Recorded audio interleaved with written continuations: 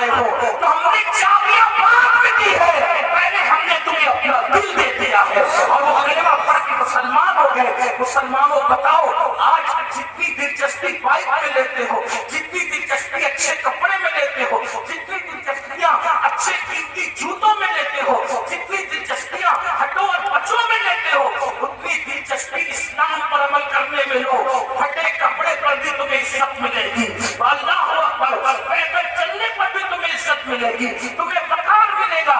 غربت کے باوجود بھی دنیا تمہارے قدموں میں اپنا سر رکھنے پہ مجبور ہو جائے گی۔ اللہ اللہ، مجھے بتاؤ سردار غریب نواز کے پاس کون سی دولت تھی، کون سی حکومت تھی، کون سی طاقت تھی، مگر خلجی سے لے کر اکبر اعظم تک سب غریب نواز کے قدموں میں اپنا سر رکھ کر کے بجا رہے ہیں۔ اللہ اکبر، بادشاہ شان والا نہیں ہوتا، جس کے پاس دین ہوتا ہے وہ شان والا ہوتا ہے۔ اس لیے یہ دماغ سے بھوت نکال دو، بیٹھ کے پانی پیئیں گے تو ذلیل ہوں گے، ایئرپورٹ پر نماز پڑھیں گے، سفر میں نماز پڑھیں گے، اللہ اکبر، تو ذلیل ہوں گے۔ نہیں، مسلمان سچے نہیں ہے اس لیے ذلیل ہو رہے، اور زمین پہ ذلیل ہونے ہو، زمین کے اندر بھی ذلیل ہونے کے لیے تیار ہو۔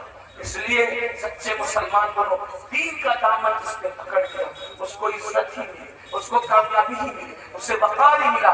آج کی اس محفل میں آپ کو پیغام دیا جاتا ہے، دین کو سینے سے لگاؤ، قرآن کی تعلیم کو عام کرو۔ دستار بندی کا جلسہ ہے، قرآن کی تعلیم کو عام کرو، اپنے بچوں کو اتنا علم دو کہ تمہارے بچے فرض علوم کیا ہے، ایمان کیا ہے، کفر کیا ہے، دین کیا ہے، دین کے خلاف کیا ہے، سب تمہارے بچوں کو آنا چاہیے۔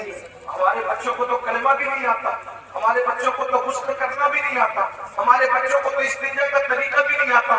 اس لیے جتنے علوم فرض ہے، ایک مسلمان کو جتنا علم سیکھنا فرض ہے، اتنا علم اپنے بچوں کو دو، اپنی بچیوں کو دو، اور ساتھ ہی ساتھ دنیاوی تعلیم پر بھی محنت کرو۔ 10ویں اور 12ویں سے اپنے بچوں کو، بچیوں کو ڈراپ آؤٹ مت کر لو، اٹھا مت لو، بلکہ اپنے بچوں کو، اپنی بچیوں کو اعلیٰ تعلیم دو، دنیاوی تعلیم، اعلیٰ تعلیم دو، اتنی اچھی تعلیم دو کہ آپ کے بچہ، کوئی بھی بچہ ڈگری کے بغیر نہ رہنے پائے۔ ہر بچے کو ڈگری دو۔ آپ کہتے ہیں نوکری نہیں ملتی، ہم نوکری کے لیے بچوں کو نہیں پڑھاتے، ہم اچھا انسان بنانے کے لیے بچوں کو پڑھاتے ہیں۔ اپنے خرچے کم کرو، اپنے اخراجات کم کرو۔ ہر محفل کا ہمارا پیغام یہ ہے، علم پہ محنت کرو۔ اور ایک پیغام یہ بھی ہے، شادیوں میں لاکھوں کروڑوں خرچ کرنے کی بجائے وہ لاکھوں روپے وہ اسکول کالجز بنانے پہ خرچ کرو۔ مسجدوں کے مینار بہت اونچے بنا کر کروڑوں روپیہ خرچ کرنے کی بجائے وہ کروڑوں روپیہ تعلیم گاہوں پہ خرچ کرو، کیونکہ مسجد کا اونچا مینار ہمارا کوئی فائدہ نہیں کر سکتا، لیکن اگر ہم نے تعلیم گاہیں مضبوط بنائی تو اس سے اچھے انسان پیدا ہوں گے۔ ہمارے یہاں عمارتوں کی اہمیت نہیں ہے، ہمارے یہاں اچھے انسانوں کی اہمیت ہے۔ تو دانشگاہیں بناؤ، اور مسلمانوں کو اللہ نے اتنی دولت سے نوازا ہے کہ ایک ایک مسلمان ایک ایک ادارہ بنا سکتا ہے۔ بلکہ جو مالدار ہے، میں تم کو مشورہ دیتا ہوں کہ 4 فیکٹری ڈالنے کی بجائے 3 فیکٹری ڈالو، اور ایک فیکٹری کی بجائے ایک اچھا اسکول بناؤ، کیونکہ اسکول اچھا بزنس بھی ہے اور اچھی قوم کی خدمت بھی ہے۔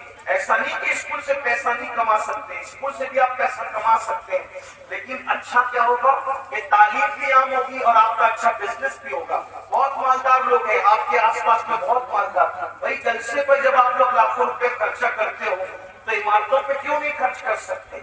میں سمجھتا ہوں کہ مراد آباد ضلع میں جتنے جلسے ہوتے ہیں، اگر اس کا سال کا آپ تخمینہ نکال لیں تو اربوں روپے جائے گا، کروڑوں نہیں اربوں روپے جائے گا۔ میری اپنی معلومات کے مطابق کوئی شب ایسے نہیں گزرتی جب اتنا بڑا جلسہ آپ کے یہاں نہیں ہوتا۔ روز جلسے ہوتے ہیں، روز ہوتے ہیں جلسے، تو آپ لاکھوں روپے جو جلسوں پہ خرچ کرتے ہو، میں یہ نہیں کہہ رہا کہ جلسے بند کر دو، ایسا نہیں، میری بات کا پورا مت ماننا، غلط مطلب مت نکالنا، جلسے کرو، لیکن جلسے سے زیادہ اہمیت عمارتیں بناؤ، تعلیم فراہم کرو۔ لوگ تعلیم مہنگی کر رہے ہیں، تم تعلیم سستی کرو تاکہ اپنے بچوں کو ہر بندہ پڑھا سکے۔ اپنے باپ کے نام سے مسجدوں میں قرآن رکھنے کی بجائے اپنے باپ کے نام سے بچوں کی فیس بھر دیا کرو اصالِ ثواب کے لیے. اس لیے کہ علماء سے پوچھو کہ جو مسجد میں ابا کی اصالِ ثواب کے لیے قرآن رکھتے ہیں وہ برس ہو جاتے ہیں, سینکڑوں قرآن تھپی میں رکھے ہوئے, کوئی ان کو ہاتھ تک نہیں لگاتا.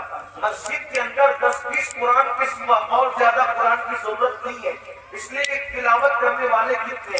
بڑی معذرت کے ساتھ میں کسی کی بے عزتی نہیں کر کے آیا, لیکن میرے بھائیوں دیندار لوگ بھی مسجد میں قرآن کھول کے قرآن نہیں پڑھتے, یہ حالات ہیں.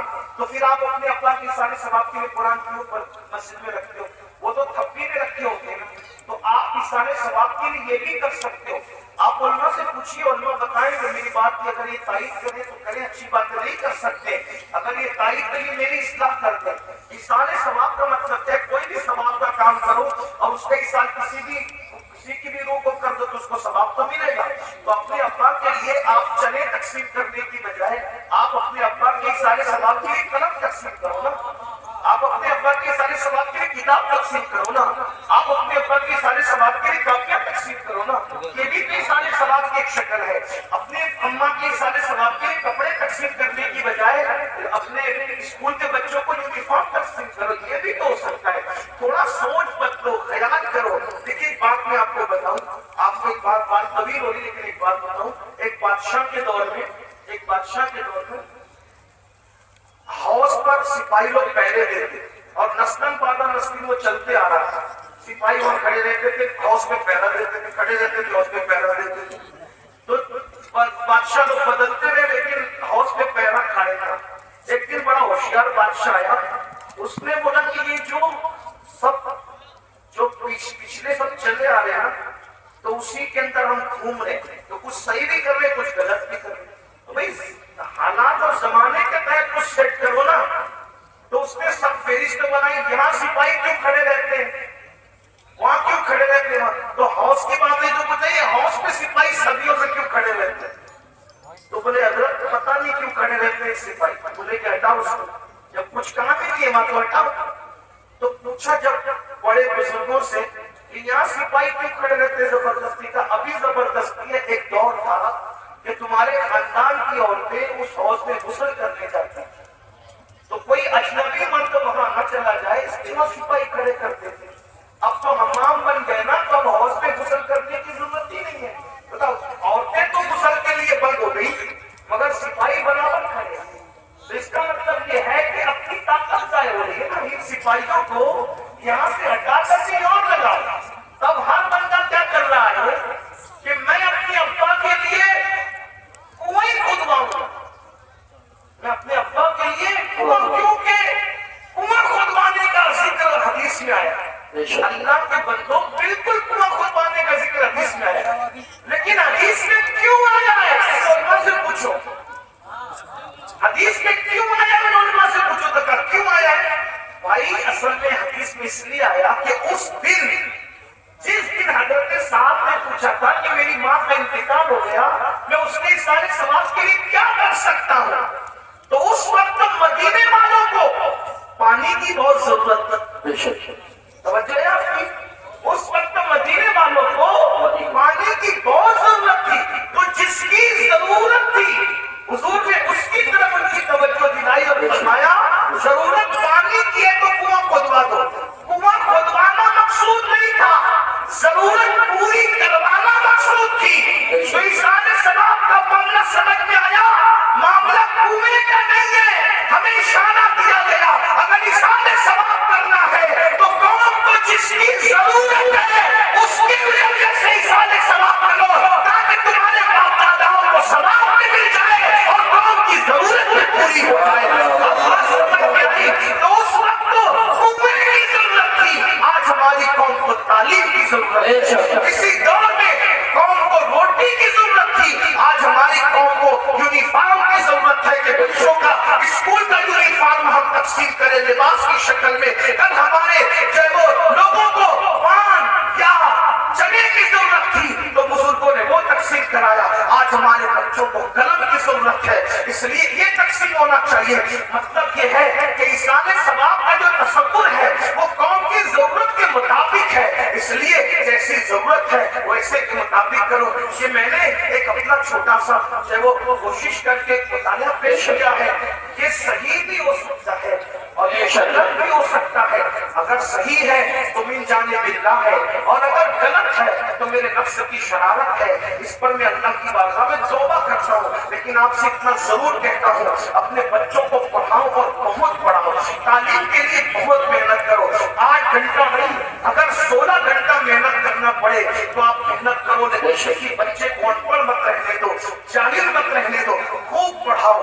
اگر لوگوں کے کندھے سے کندھا ملا کر جینا ہے، لوگوں کے کندھے سے کندھا ملا کر کھڑے ہونا ہے، لوگوں کے ساتھ ساتھ چلنا ہے، تعلیم کے بغیر نہیں چل سکتے۔ تعلیم حاصل کر کے لوگوں کی ضرورت بن جاؤ، لوگوں کی ضرورت بن جاؤ، لوگوں کے پیچھے تم کو پھرنا نہ پڑے، اتنی صلاحیت پیدا کر لو لوگ تمہارے پیچھے پیچھے پھریں، اور کوشش کرو گے تو کوئی مشکل نہیں ہے، کوئی بعید نہیں ہے۔ ہر دور میں مسلمان علم کا امام ہوا ہے، اس دور میں بھی یہ مسئلہ آپ کو سنبھالنی ہے۔ ماں سے کہتا ہوں، غربت کا بہانہ نہ کرو، تم حوصلہ کرو گی، اپنے شوہر کا ساتھ ہوگی تو تمہارا شوہر تمہارا ساتھی بن کر بچوں کو آگے پڑھائے گا۔ اللہ پاک سے دعا کرتا ہوں، اللہ سب سے پہلے مجھے آپ سب کو عمل کی توفیق عطا فرمائے۔ گفتگو کے درمیان